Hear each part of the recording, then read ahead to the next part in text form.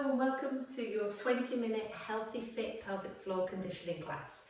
So I've got two Franklin balls. You could use a tennis ball or two if you have one, and we're going to begin down at the feet. So whichever is your favorite foot, we're going to just start to roll it out. So a little bit like a rolling pin, we're going to roll from the toes to the heel. So about a minute. And it's up to you how much pressure you apply. So there is a relationship between the arch of the foot and the pelvic floor. In fact, from the arch of the foot up to the pelvic floor, the core, and all the way up into your head. The feet are the foundation of our movement and affect everything else that's going on up the chain. You can do this sitting if you prefer, and you can do this daily to help encourage more mobile feet. Oftentimes they're in socks and shoes and they're ignored, yet they're designed to be mobile and flexible and as dexterous as our hands. So let's just do 2 or 3 more pass-throughs.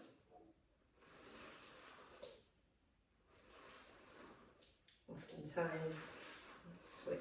Just take a moment and kind of notice, compare the feet, go to the other side.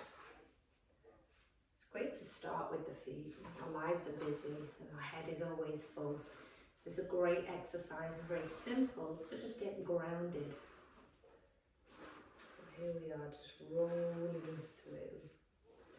Actually, the pelvic floor is a tonic muscle, so it always is working. It's always working to support us, and it works to varying degrees. So it's never off. And if you think you have a weak pelvic floor, there's so much support. There's so many muscles and ligaments and tissues, and yes, even the bones of the pelvis help support the organs.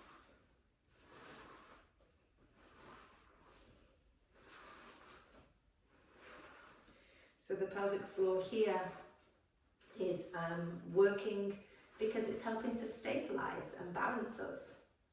And it's actually interesting to know that when you go to the toilet, when you go for a wee, not to hover, because the pelvic floor then will have increased tone because it's a stabilizing muscle. And so you want to sit down, allow the pelvic floor to relax so you can fully empty your bladder. Nice little fun fact, which can be really helpful if you are doing bladder retraining. So if you have the key in the lock, that urge incontinence, you're really looking at bladder retraining, and it's teaching the bladder that it's okay to get full and then go to the bathroom. With urge incontinence, the bladder wants to empty faster than what it needs to. And so just a simple thing of sitting down, taking your time when you go for a wee, and not pushing your wee out, not doing a just in case wee, and not forcing, and not going quickly, just allowing yourself time, sit down, relax, and fully empty the bladder. Really, really helpful. And that's great if you have daughters as well, and you can teach them. It's never too early.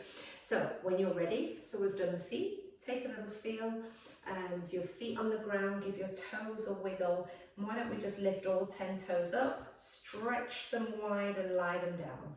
Lift them up, stretch them wide and lie them down long. Lift the toes, stretch and lie them long. For now, even just starting to entertain the idea that your feet connect up into the pelvic floor. How wild is that? One more, lift, stretch and release them down. Go ahead and take your feet wide, and we'll turn the thighs out. We're going to sit down and take the arms overhead and release. So we're going to inhale down and use a little as you rise. We're going to inhale down and if you've got any tension in your neck and your shoulders, you can omit the arms, or you can take them out in front of you and open them back. Take them out in front of you, whatever feels good. Pelvic floor lengthens here as the sit bones move farther apart.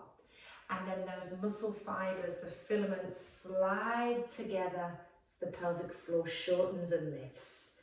It lengthens and the pelvic floor shortens and lifts. Inhale, pelvic floor lengthens, shortens and lifts. Use your on the way up and think about that central tendon lifting the pelvic floor. The central tendon is that spot just in front of the back passage where all the fibers and the muscles meet, this area here, and you can think of lifting that, sensing all the bones at the bottom of the pelvis coming closer together. I'll give you a little image. We're going to do a few more here.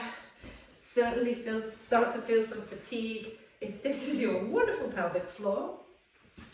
As you rise, that central tendon, so you could think of lifting the pelvic floor, gathering and rising, and when you squat down, pelvic floor lengthens.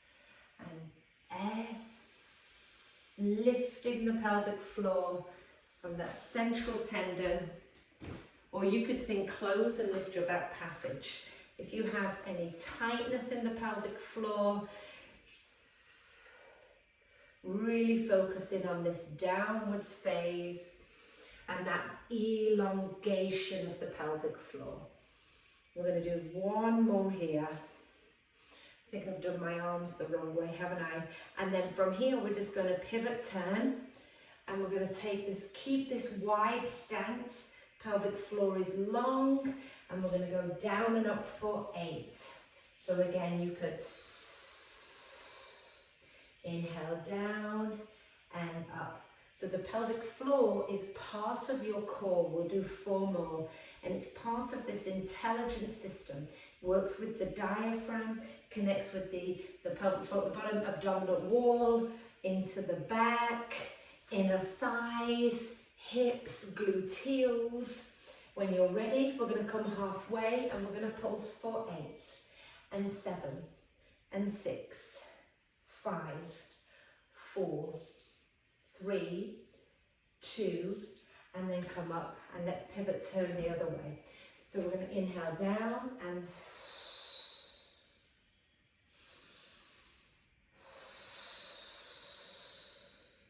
feel free to use a wall or a chair, and you don't have to come as low. Work with whatever feels good in your body. If this stride is too much, just take the foot a little closer. If you prefer to pitch the body forward on a diagonal, go ahead. So make little adjustments where you might need to, and then halfway, and we'll pulse for 8, 7, 6. So just be mindful, don't hold your breath throughout the exercises.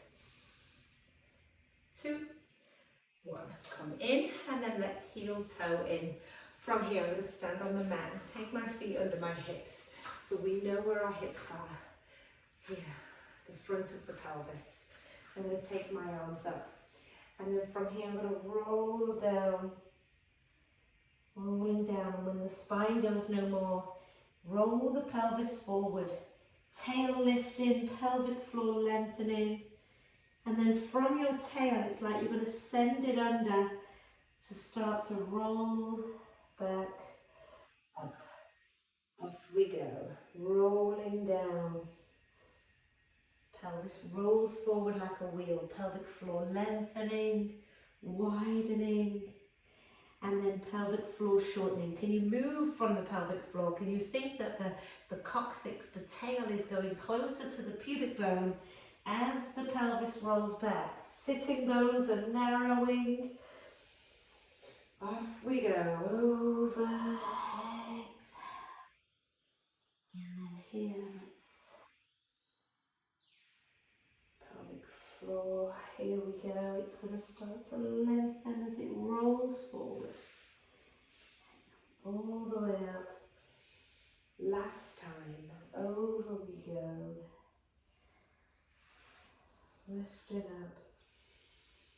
this time we'll go down, make our way to our hands and knees, and let's go into our cats.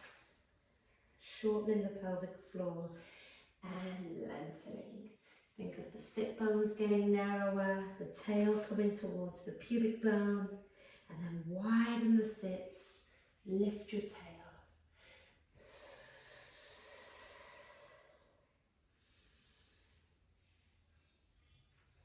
Can you think that you're doing the movement from your pelvic floor, like you're lifting, you're imagining and sensing the muscle fibers of the pelvic floor sliding together as they shorten, like combs sliding together. And then going away, last time, sliding together. And then away. From here, take one leg out to the side, tuck your back toes, and then inhale, rock back. Send your sit bones nice and wide. So here we get this great lengthening of the pelvic floor and of the inner thigh. And the inner thigh meets up in with the pelvic floor. There's a connection with the inner thighs and pelvic floor. So 3, rocking back, 2, nice 1, we're going to swing that leg around, and then let's go in and up, in. So I'm trying to be mindful not to shift my weight to one side. I'm going to be squared off over that mat.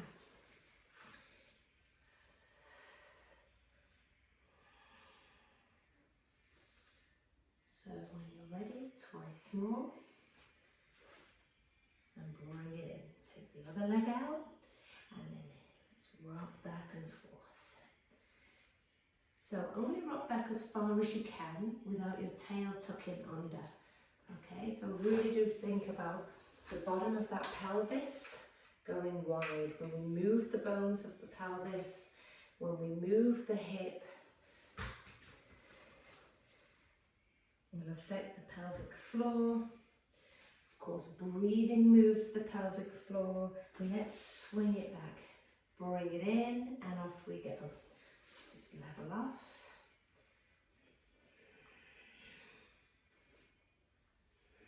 This is a great exercise for gluteals. We know that for a healthy, fit pelvic floor, we want strong glutes. If you have tightness in your glutes, that doesn't mean strength. So tight can mean weak. So if you have sciatica, piriformis, or that deep tension pain, you might want to get a ball, roll that out, and really focus on, and we're going to do that in a moment, some eccentric glute work. So really getting some length and strength back into those glutes. Be careful not to dip into the low back here, last time. And bring it back, tuck the toes, roll back and find your deep squat. So you could use the mat to assist you here. You could find your deep squat assisted by blocks. So if you're early postpartum pregnant, you don't want to be straining on, or indeed anybody, you don't want to be straining to hold the position of a deep squat. If it's not comfortable, support yourselves. Great exercise here. Great birth prep exercise. Great exercise if you have pelvic floor tension. Great exercise for the hips, the spine. And let's really embody that good inhale down.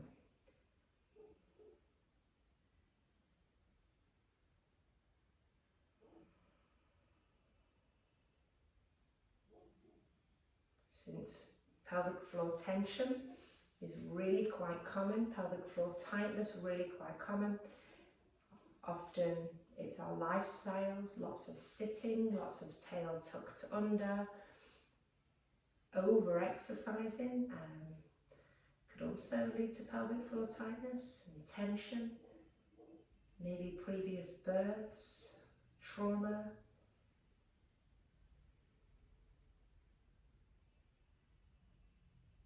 So flexibility and getting length back into that pelvic floor. is the prerequisite of strength.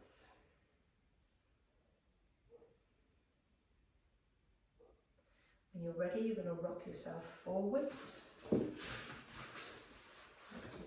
Move these out of the way. You're going to rock yourself forwards, and we're going to go into a little knee hover and a rock. So I'm going to hover the knees, I'm going to rock back and push forwards. I'm going to rock back, move my hands and push forwards. Pelvic floor lengthening and shortening, and lengthening and shortening. 3 more. Nice strong upper body.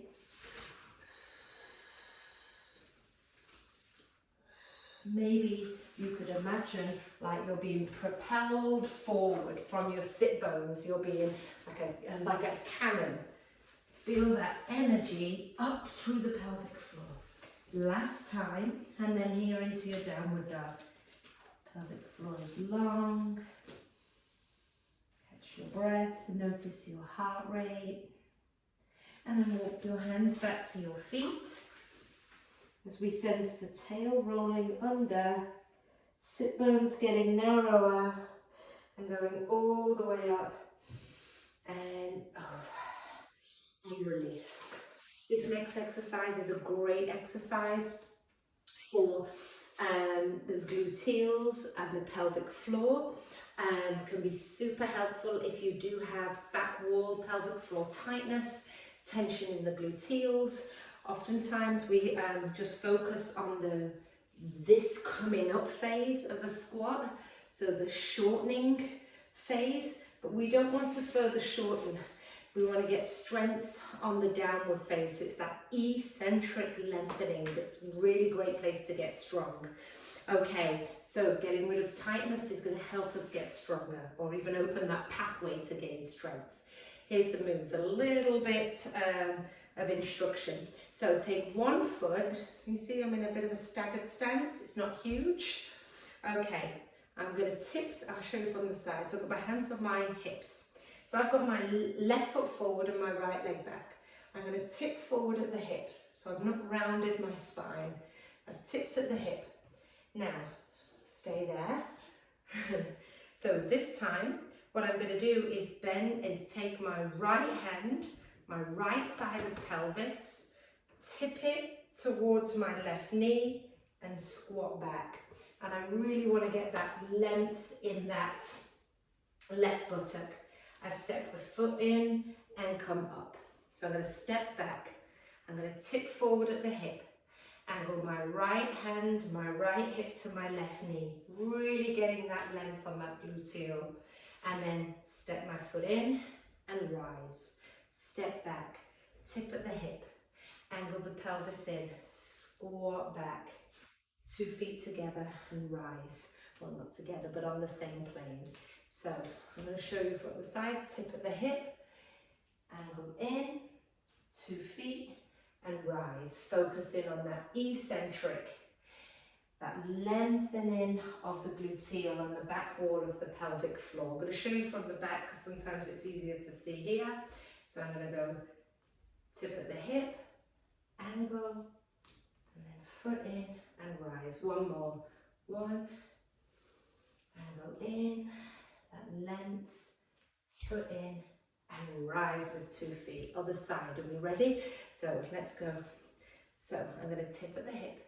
Now it's my left hip, my left hand angles towards my right knee. I'm getting this length on the right gluteal. So I sit back, take my 2 feet together and drive equally through both feet. Step back, tip at the hip, twist. So really getting that in your mind's eye, once you can kind of, I know there's a couple of little tricky bits in this movement, but that lengthening under load. And why am I bringing my feet in? Well, here on the coming up phase, I don't want to go into a shortening and strengthening in the shortening phase. So it will be a lot on that glute to stand up on that one leg. So if I bring my feet in, I can distribute it. And so I can really focus on that eccentric and then concentric. Hopefully that makes sense. Last time. So tip at the hip. And then come in. Give that a little shake out. Okay. Finishing your session with your Fit Floor. One leg over the other. And you can do a minute on either side. So you're here upright on your sit bones. You can press down into that knee, lean forwards a little if you like. So there's a pelvic floor conditioning class. We exercise the pelvic floor in its full range of motion. We worked with the breath. And you would hopefully feel like your whole body got moved. So pelvic floor exercise can be really fun, it can be whole body, and what's great about it is you don't have to say, I'm going to do my pelvic floor exercise now. You can embody this into everything that you do. So in all the other classes that you do, and even in everyday life, just starting to sense the pelvic floor, have an awareness of even just like, yeah, just going to relax, or stop. I'm going to stop clenching my bum, or I'm going to start thinking about, you know, when I go to the bathroom, sitting down instead of hovering, and all these things can just integrate into life for a healthy, fit pelvic floor. So here I am, love this stretch. I'm leaning into it. I'm pressing down on the knee, great for pelvic floor, hips, spine, inner thighs. Wonderful exercise if you're a wonderful stretch if you're pregnant. A really nice birth prep stretch. And then when you're ready, come on up. Go ahead and stand up. Take your arms overhead. Give a big old reach. And just when your arms rest by your sides, stay where you are for a moment. Close your eyes and just feel how you might be able to center yourself on your 2 feet. Sense the tripod of the feet. Maybe it's a little sway that comes into stillness. Maybe you can imagine there's a piece of string up coming through the crown of the head, and all the discs in your spine are plumped up. Notice your breathing. Notice where your hips live. And we'll back them up for a healthy, fit pelvic floor.